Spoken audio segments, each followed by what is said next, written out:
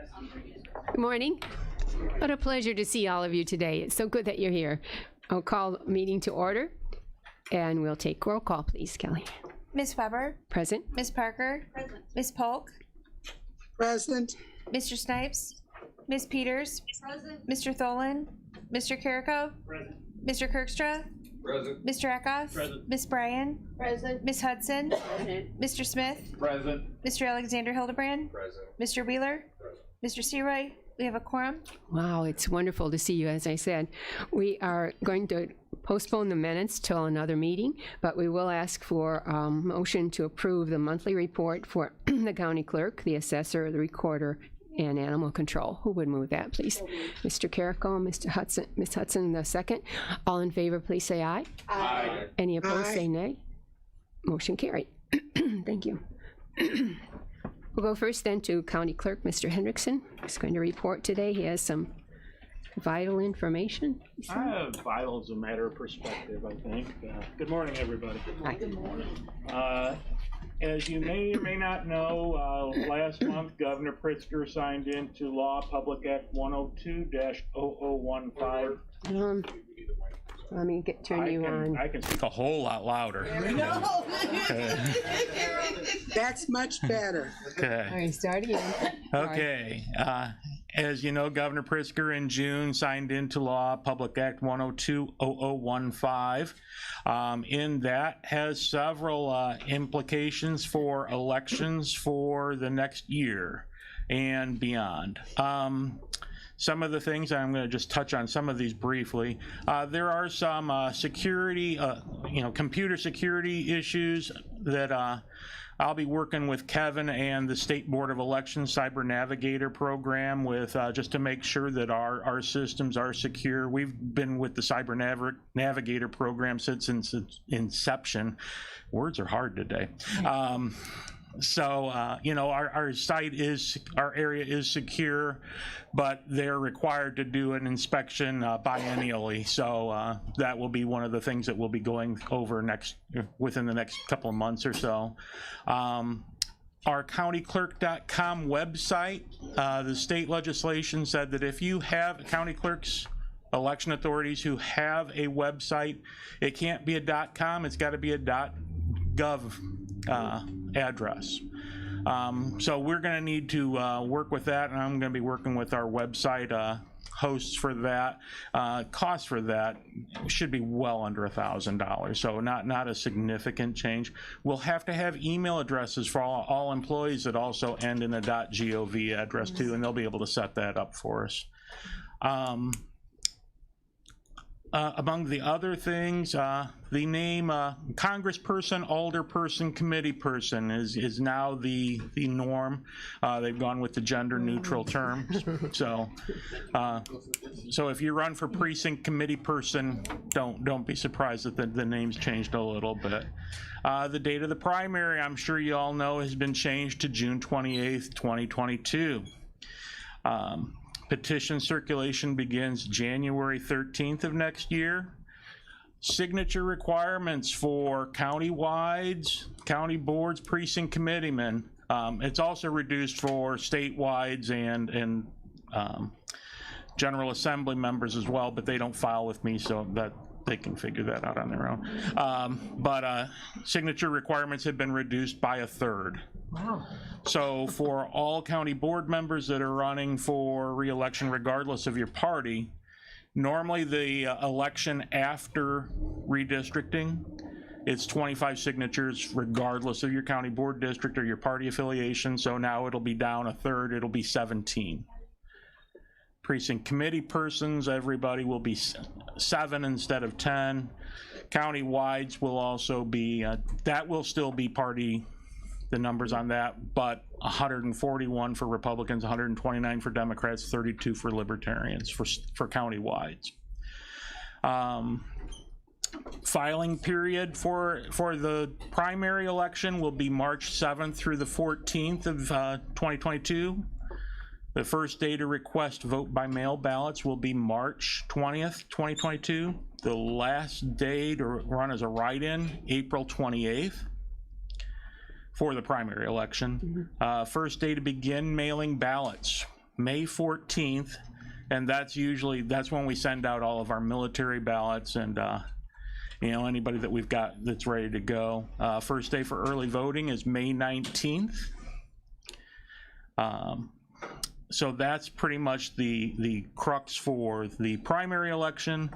The governor also declared that the 2022 general election in November will be a state holiday, so I'm presuming that the county building will be closed that day, except for our office.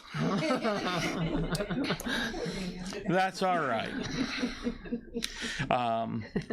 For those people who are running as independents or new parties, circulation begins for those April 13th, 2022. So before the primary, those people that are running as independent candidates and new party candidates can start circulating petitions. It's going to be a different world for us next year because we've never had a primary that was in June before. So I see some areas where we're going to have some overlap, and I'm sure we'll be fine. But filing for those who are independent and new party will be the week after the primary election, July 5th through July 11th. We're also required to have a vote center, like we did in the 2020 election, the general election. We're required to have a vote center where anybody in the county can come in and vote. It's required to be in the largest municipality in the county. Fortunately for us, that's here. And it will be our office on election day. And that will be for both the primary and the general election. So anybody who wants to vote, just doesn't want to go to their polling place, can come to our office and vote. The big thing, permanent vote by mail. We're going to be required to send notice to all of the voters in Kankakee County to let them know that they can sign up to be on a permanent vote by mail basis. So once they sign up, they get their ballot, and that will be starting with the general election in 2022. Going forward, they'll be able to determine, do I want it for every election? Do I want it for the primary, or not just the primary, just the general elections? We will automatically send them a ballot until they move out or I get some notification that they're no longer a registered voter. So that will be a cost that we haven't finished our budget yet, but that's certainly one of those things that sending out 70,000 pieces of mail, that there will be a cost associated with that we'll need to make sure that we get worked into our budget. Reapportionment, it was to be done like we already did it in June or May. Days are going by so fast. But now, because of the change in legislation, has to be voted on by November 7th, or done by November 17th, voted on by the end of the year. If I could ask a favor, because I want to get voter cards out to all of the registered voters in the county, and I would like to get that done, in a decent fashion before we start circulating. If you're going to make changes, if you could not wait until the end of the year to do that, I would greatly appreciate it. And I'm pretty sure that we'll be fine on that. The other notice, just a minor thing, county-wides normally take office the first day, December 1st, but if December 1st falls on a weekend, then it becomes the first day following that. They've made a change specifically for the sheriff that his duties take office on December 1st, regardless of what day it is. If anybody has any questions, I would be happy to answer them to the best of my ability. Let's see. Are you 16? Thank you, Jen. Okay, go ahead, Ms. Peters. Thank you, Chairperson. Good job. I don't think that was in the legislation, but Okay, not sure. Thank you. Are you going to put all those dates on the website? I am going to blast you with information when we get closer to that. Absolutely will. Okay. Thank you. It'd be nice. You're welcome. I'm not sure I got everything right. I'd like to double check. It was a lot of blah, blah, blah. But Thank you. Good job. Okay, and Colton, would you are a 9 or 6? None. Okay, Mr. Eckhoff. Thank you. Dan, how much did it cost for postcards the last election cycle to every voter? You know, I believe we were right at 45 to 50 cents per voter. Okay. That was also covered by a state grant, however. And this time probably it won't be. Not seeing anything yet. Okay.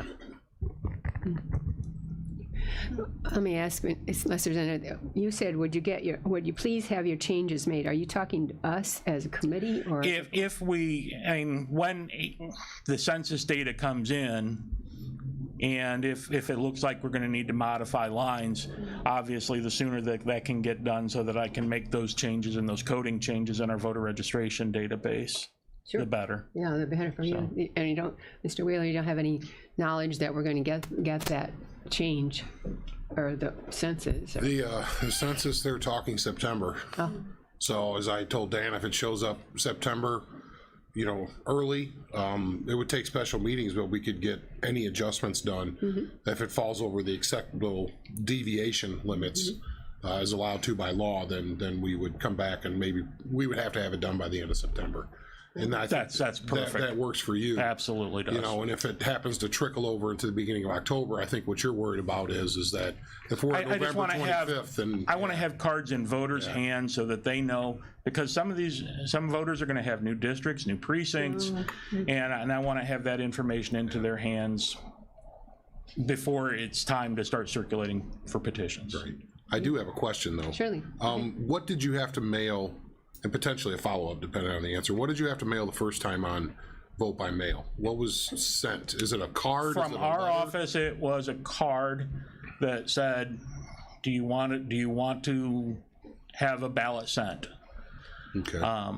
What this will be, and I'll work with whoever, but I do have to have the application attached with this mailing, Oh, which they have to come back with. which they can either send it back or. Yeah. I was just trying to think of a way to have dual purpose to like perforate it and here's your voter card and here's your vote by mail registration. Well, And it's our one voter mail. cards are already pre-designed and we've already purchased those, so we've got those in-house. Okay. But yeah, I see what you're, okay. Okay, Mr. Snipes. Just take me back to that review of the, you said, is it a little bit over $1,000 or around 1,000? for You mentioned something about it's going to cost us about $1,000. changing the website from kankakee.com to kankakeecountyclerk.gov will be well under $1,000. Well under. Yeah. Oh, okay. I was trying to see, for the purpose of financial sanity, if we can get it down to like $899.99. I will see what I can do about that. And maybe they'll offer to paint a car for us for free. Whose card? Well, it would have to be a county car, of course. Any That's his vote. other color but canary yellow? Do you have any comments on your actual report? More people are getting married, more people are not getting married, or not? Yeah, you know, I mean, there's not anything that struck me as being particularly Higher or lower? right. Anybody else have a question on the report or his report? Or anything about Dan you'd like to know? God help y'all. Okay. Thank you so much. Thank you. You Have a were great day. filled with information. Okay, let's go on to then the assessor, Mr. Blair.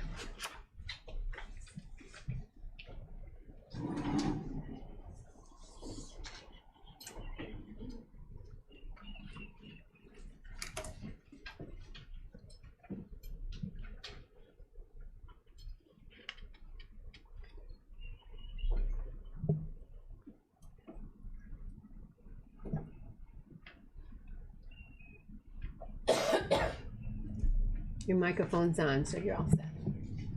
Great, thank you. Good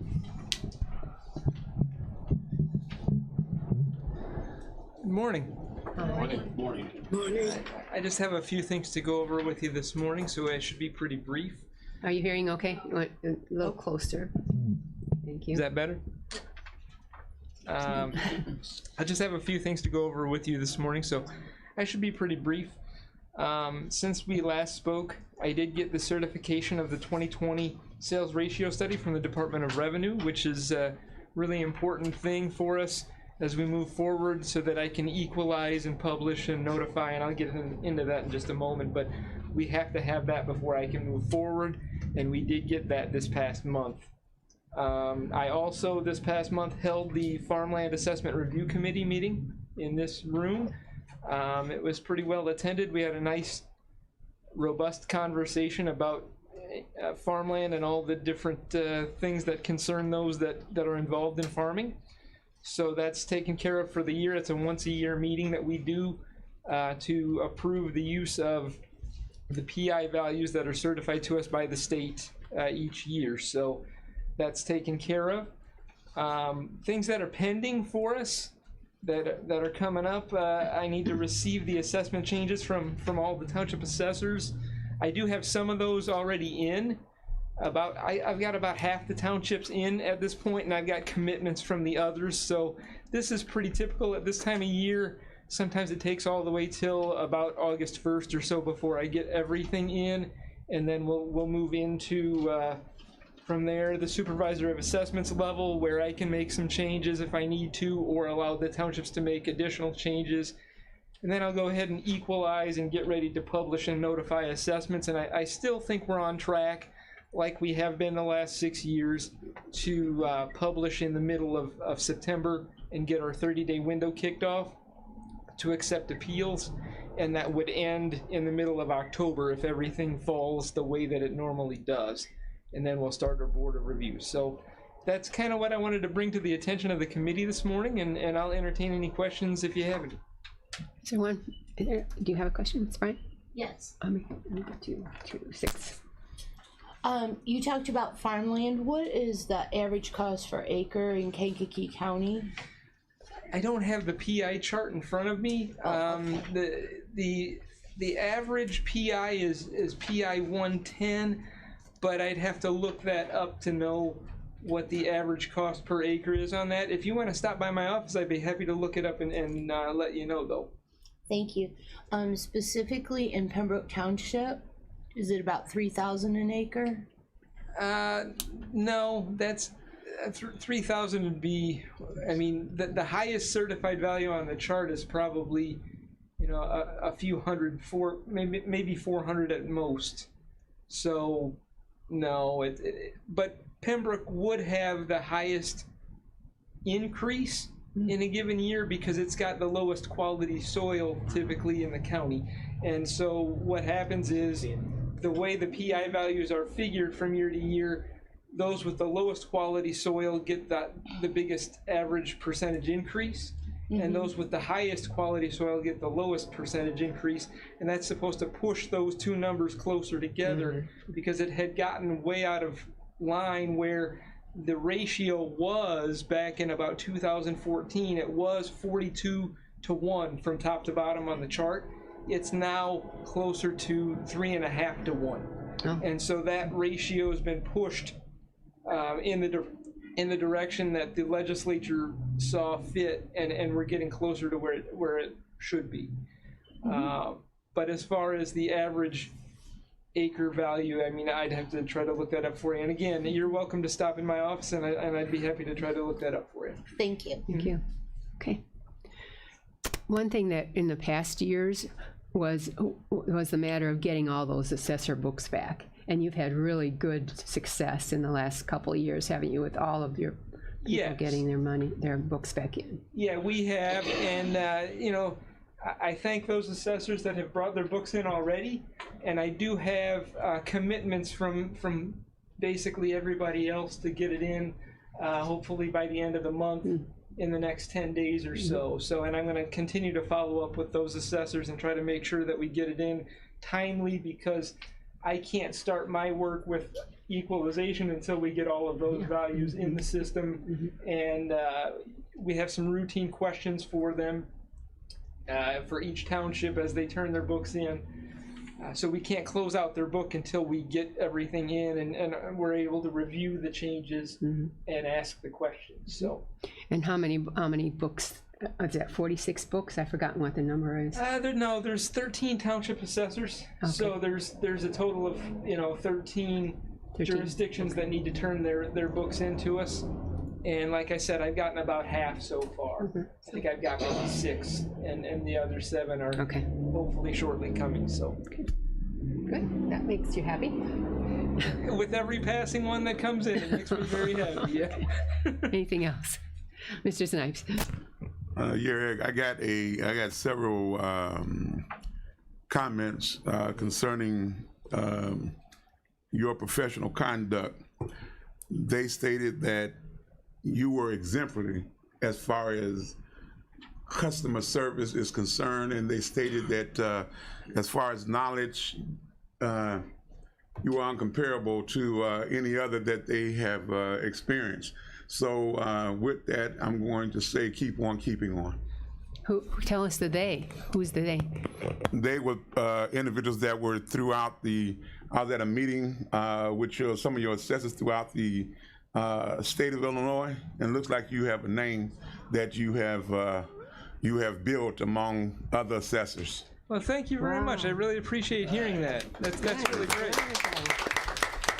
Thank you for reporting that too. When I took it with a badge of honor, I said, "What? I mean, he's a chip off the old block."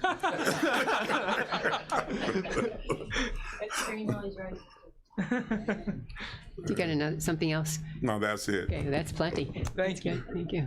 Anything else? Well, with that. Yeah. That's it. How can I top that? I'll see you guys next month.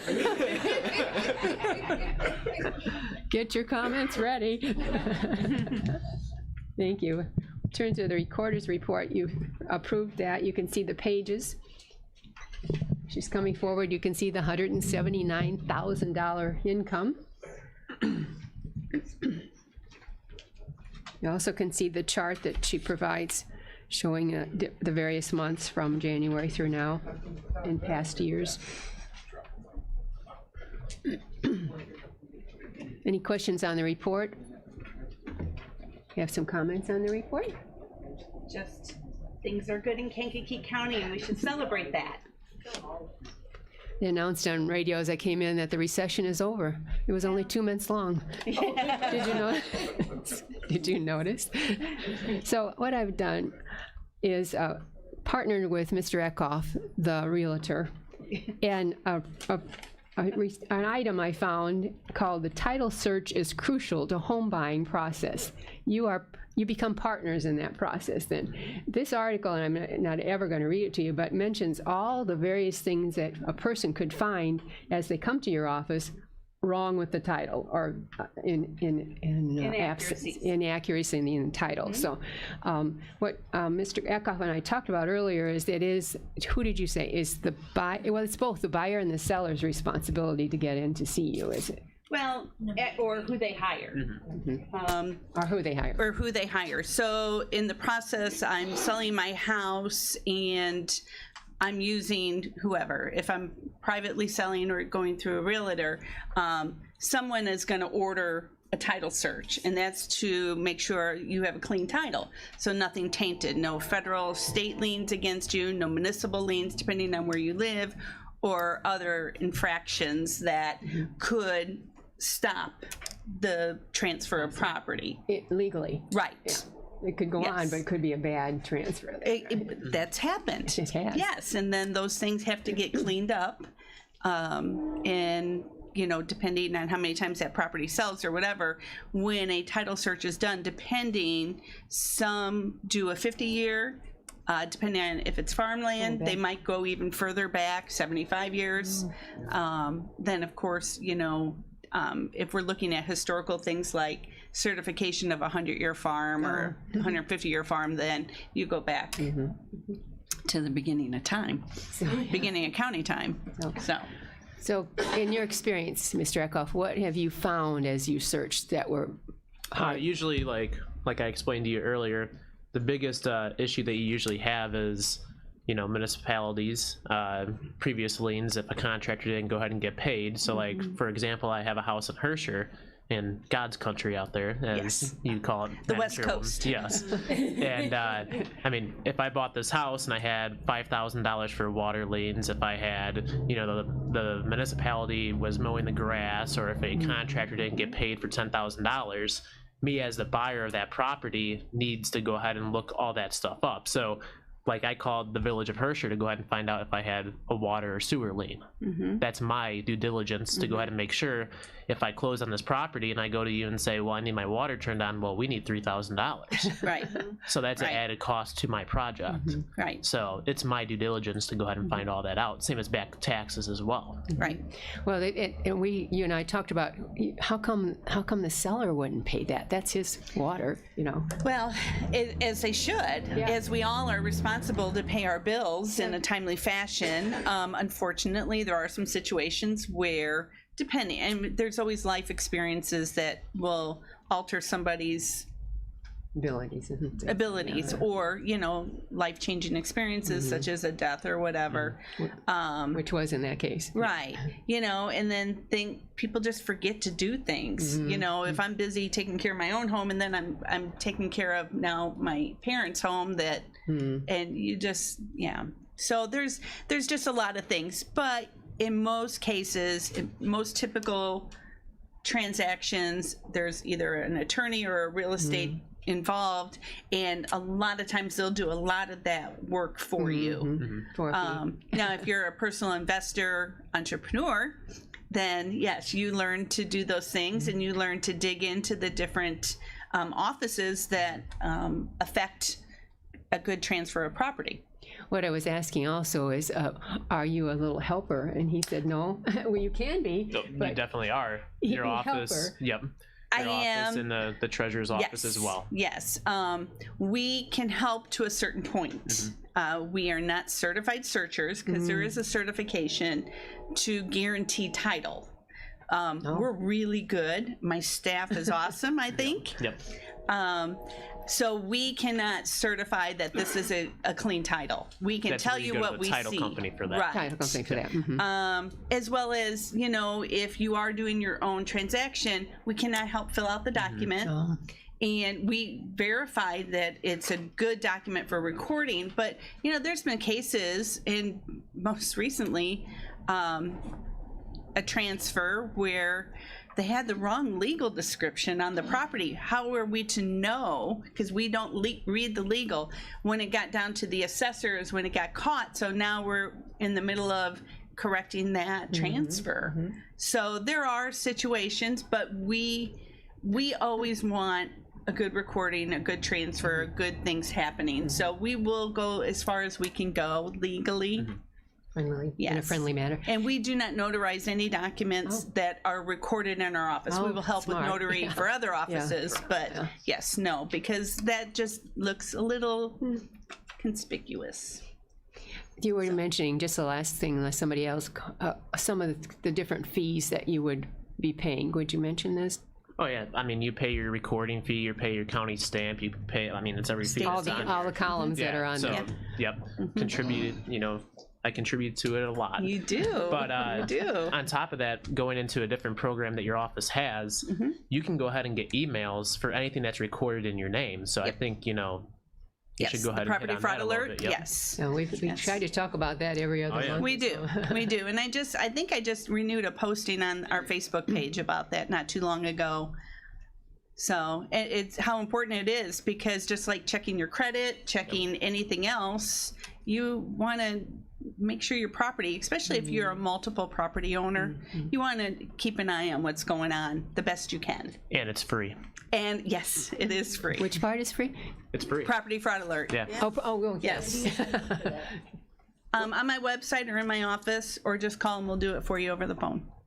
And we've had county board members in the past say, I just got an email today about, Yep. yeah, so. Yes. And Mr. Seroy was one for sure. The answer in this article was, if you don't like what you found, you can ask the seller to resolve it, you can ask the seller to compensate you, or you can walk away from the deal. That's true. Yes. So, and that happens too. Yep. And the most outstanding case you mentioned in the past is where some people actually moved into somebody else's house and set up shop there. Yeah, that would be our sovereign citizens who state claim to property that's not theirs. We haven't had any in a while, so we like that. I don't want to go to court anymore. No. Yeah.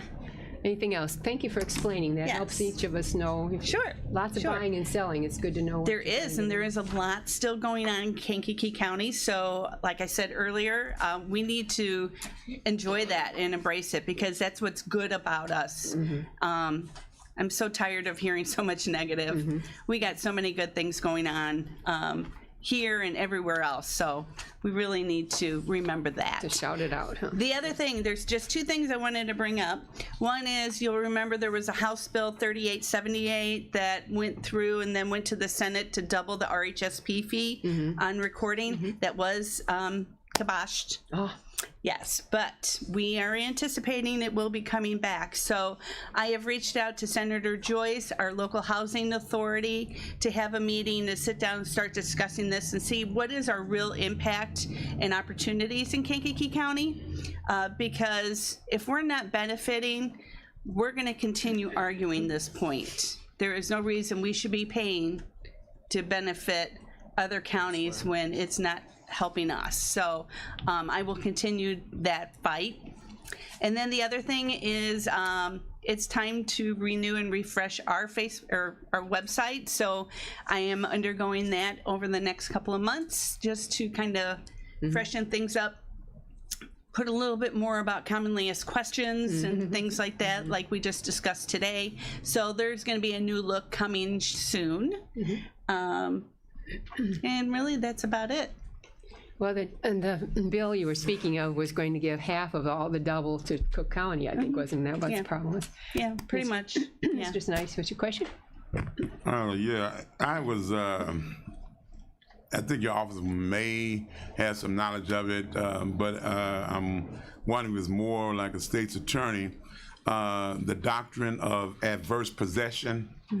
I think that is crucial as far as information. I don't know if we can get some type of information to that where an individual can be on your property, set up camp, and if you haven't kind of done anything, they kind of own that piece of property under adverse possession in 7 years. Or if your neighbor has ate another 2 foot of your property because they had something on it but you didn't say anything, again, adverse possession, they now can possess your particular property. So it's just interesting at some of the other variables that are out there concerning property and some of the ways you can protect yourself, like writing a letter or something, say, hey, you're on my property, this is, you have to pay rent, but you are not allowed to do this or whatever. But well, that's why the state's attorney and I created this fraud escalation opportunity. So when something is identified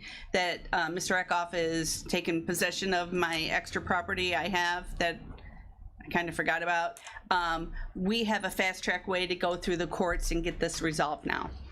It's good news, isn't it? Yeah. Or putting up your fence 2 feet into the neighbor, so then... Well, that falls into municipality responsibilities too. The recorder is just the repository of the information. We don't actually give advice or opinions, we just give the information. Yeah.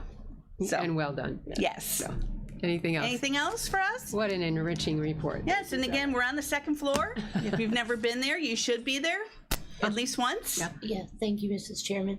Lori, when you change your website, will you also be going to a .gov? I'm looking into that to see if that's my responsibility as well too. So we'll find out. Okay. Yep. All right, thank you. Okay, anything else? Nope. Okay, thank you. Next, we've approved the animal control report. Carrie's coming forward. Glad to see her. Before the meeting, I asked her about this article, said returning to the office that you may have seen. Oh. And how many animals are left home alone. And ask her, based on her report, which you may have questions about, if the one, then she has, I have it on, okay, let's see. Well, you tell us what you'd like to tell us about your report, and then we'll ask questions. Obviously, our inventory has increased significantly in the past months. Is it not on? You can't hear me. So 3's on, which is... Just try to get closer. The inventory has increased significantly in the past few months. One has to do with summer. And another thing, I was watching a video the other day by a veterinarian I follow, and she mentioned that there's more animal owners now more than ever.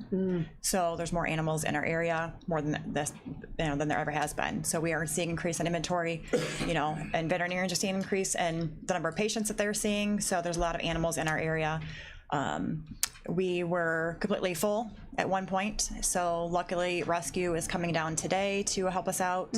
Another rescue came from out of state to help us out recently as well.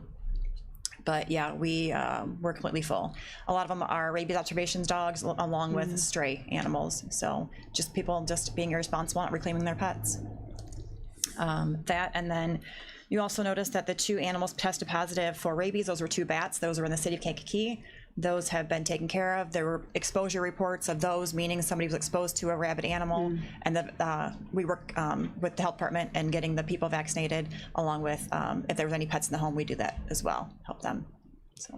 And 42 bites is probably a high number. Very high. Again, last year was an odd year because of COVID, but 42 bites is a lot for our area, and those are the ones that go reported. There's many that don't go, they're not reported to our facility. Okay, Ms. Parker, let's get you to. Gotcha. Thank you, Madam Chairman. Carrie, at our last AWAC meeting, one of the questions that was raised from this report was wildlife that was euthanized, and the question was, what kind of wildlife and maybe why? If you can answer that for us. We get called by municipalities for wild animals, as far as raccoons mostly, that are acting strange. They think that they're rabid. Most likely they carry distemper, and it's a very slow death. And so we do euthanize the raccoons that are on public property when we are asked to do that. Okay, thank you. That answers the question. Yeah, if they're salvageable as far as like anything else, we refer them to wildlife animal control or to Dawn. But as far as most of the raccoons that we get are acting in a manner that's unsafe for the public, and we do euthanize. The nicest number on here is 42 animals reclaimed by their owners. I hope that's what that is. Yes. So yes. That's the best news you have is they were stray and they came and they get So them back. yeah, you can see last year we only had 29, and then we've had 201 for the entire year so far. So we are seeing a significant increase in animals in our area. Which could mean that they're chipped. If they are not chipped, then they get chipped before they leave our facility. But I have been putting them on Facebook too, and then the Lost and Found page shares our animals as well. So I hope that it's helping, and then Lost and Found does share them as well. So they have quite a big following. Under the monthly total for the tip fund, there's not anything there, is that right? That was, I hadn't gotten the report yet, so it was $5.08. Yearly total is $263,735.01. Wow. So. Oh, there's an update. Did each person get an updated one? Okay, that's good. So I see. Yeah, I sent the report. I hadn't gotten it in time, so I sent it over. I just wanted to get it sent over before. I'm glad you did. Yeah.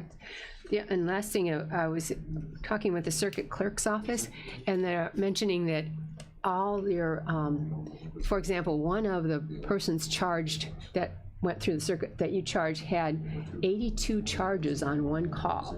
That person had multiple animals and multiple charges on each one, and that's a lot of paperwork in your office. That is, it's basically you get a ticket for no microchip per animal, no registration, no vaccination, for running at large per animal. So we have to write one ticket per animal. So that could be one of those things. And think of that, not only carrying and all that for your animals, if there are 10 animals at that site and they're all those things, that's how you could get to 82 charges on one.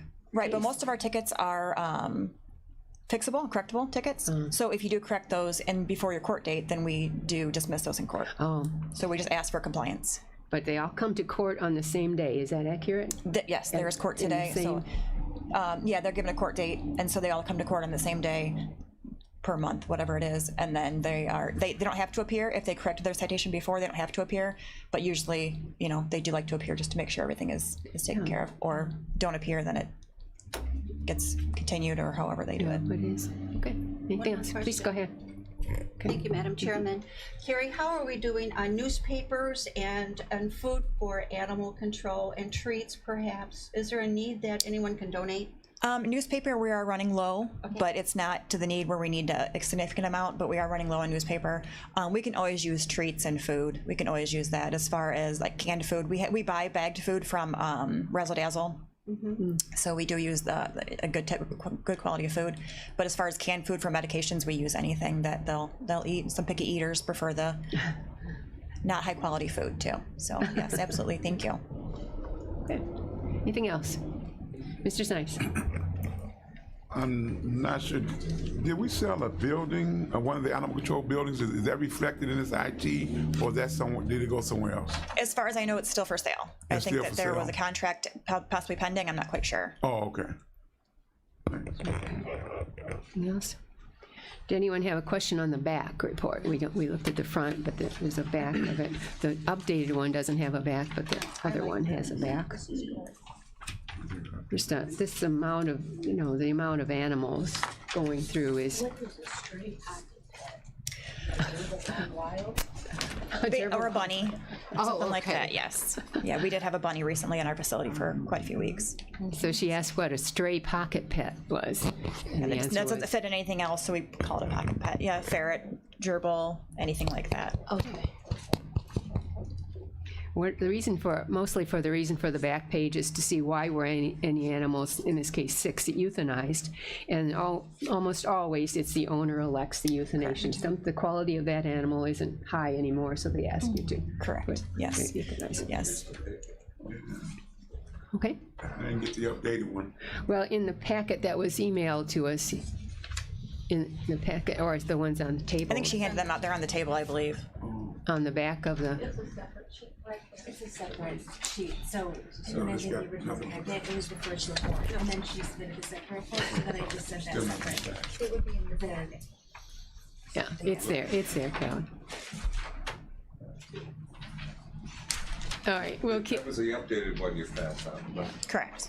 Okay, yes, that's the updated, that's the updated. That's the updated one, but Just the front sheet, yeah, as far as the money. we'll talk about it afterwards if we can't find it. We'll find it. Anything else? How are you doing? How's it going? We're full, rescues are full, so we may have to do adoptions. Hopefully rescue can come down and take quite a few animals from us, but it gets stressful when you have that many animals and not enough space. But we're making do. They have to go out in shifts. The kennel staff is working very hard. It's a tough job for little pay. So hoping to possibly increase that in the future, but it's all dependent upon our revenue. Yeah. And that you have places, as you said, out of state or in state, that they go forward, so you don't have to go into the adoption process, that you can move them on and go. Correct, yes. Our shelter manager works really hard in getting animals out to rescue. We were talking possibly doing adoptions recently, but then a shelter said that, hold on, we can maybe come in and help you out. So that has been helpful. We tried to keep animals in our facility for a short time. We did have one animal in our facility for 93 days. He was taken by rescue and is living the best life. They showed a picture of him on the rescue page, and he's just having a ball. So I like to see those success stories. People ask me every day, how can you do the job? And I said, it's not the sad stories, it's the fun stories that you can see when they've gone to rescue and they're living the great life. Those are the ones that I look forward to hearing. It's good that they comment back that they're living the great life. Oh yeah, they said he's a perfect dog, he's great, and where he came from, you look at that and you see where he is now and you're like, that's why you do what you do. Yeah. There was an elderly animal, there were that day we visited. Is Dixie? Yes. She's still with you? She is. It's adorable. Yep. Anything else? Very, very nice. Okay, you want to stay there just a second? Tinker, you want to report from where you are? Yes, I would love to do that. Okay. AWAC met last week. We missed you, Carrie, but you're full. We were busy. You were full, very busy. But one of the things that we did have at our AWAC meeting was a discussion about working with our new employee, Jasmine, and working on getting some communication out onto the web page and to different Facebook, and maybe we talked about Instagram and some of the things that younger people use, but get more of the information of what we're doing and why we're doing it out there. So we're really happy to have Jasmine Humble come in and talk to us. Andy was there and talking about some of our goals, and that was really helpful for us of clarifying some information. Basically, we're just going to move along with our trap, neuter, vaccinate, and release program. We're trying to figure out where to go. It's a huge huge project, but we want to work with Karen Himza, that she is very knowledgeable about trap neuter release. And our veterinarian, Dr. Fedro, is going to be working with U of I of maybe getting a van in and having some students, interns, maybe help with some of the spay and neutering for us. So basically, it was a good informational meeting. We're going to meet again on August 11th of next month. Anyone is welcome. We're going to be here in the county building again on the second floor at 2 o'clock. So we're well done. Some of our meetings were like really going over because you can testify, we're all yackers. We can talk a lot. So the meetings will get over before the building closes. So, which sometimes we were like scurrying out the door so we weren't locked in. So, but please come if you'd like to hear any more about AWAC and what we're doing. Come join us. Two other things, we had closed the matter on the signs. We think that all the all out wildlife signs are up. And secondly, just don't have any more information on a possible animal welfare forum at the community college. Don't know that yet. Hoping for August 19th, but it's getting a lot closer to it now. It's very close. It's very close, and but we're hoping to hear. I do know that the state's attorney's office is extremely busy right now, and don't want to push in that direction too much, but if not August, I'm sure it's going to be soon in the future, and that's going to be very helpful. And again, working with, we're going to try to get that map back that we were looking for, and if Delbert doesn't run away from me, I'll ask him if he can help me out finding that. He's been very helpful. We were trying to recover a map of the unincorporated areas so that when people call you from the cities, villages, and say, come get this animal, you'll be able to say, no, that, I don't, that's. It's very frustrating to us to have to explain it every day, and the public, they say, well, what do you guys do? Why are you there? We get that question every day. Right. What do you do? And it's like, well, you have to explain to them again for unincorporated areas or a contract, and they just get frustrated, and nobody likes us, so Well, it's fun. to be in Herscher, and there's something going on. Which part of Herscher? We have to just, have to explain. If it's you're in the Herscher that's, the village of Herscher, then you have to call the village. If you're outlying Herscher that's county's jurisdiction, then we can handle that. So it just depends on which side of the road. Right? Yes, basically. And that's one of the reasons that we really would like to get the website updated with us on there, so we can get that information out to the public. We want to work on that because we know how frustrating it can be when they call, well, why aren't they doing anything? Or if I get a phone call, why aren't they doing anything? Right. Well, you live in the city of Kankakee, you have to call them, or until we get a contract with them. And then it also changes depending on who's in charge of the village or the police department, who takes over there, what their policies are as well. So we have to keep in mind if we can go out to Essex because the chief said yes anytime, or they say no, call us first. So it's one of those things as well. But one of the phone calls and some of the messages that I do get are people are so grateful for the new ordinances that have been put in place, especially the running at large.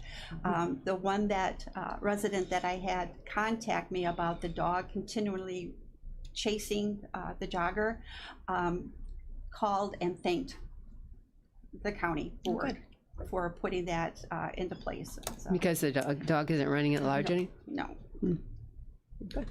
Well, so you have highs and lows and middles. Of course, yes. Just like any job. You do good work. Thank you very much. Try to get you some help too.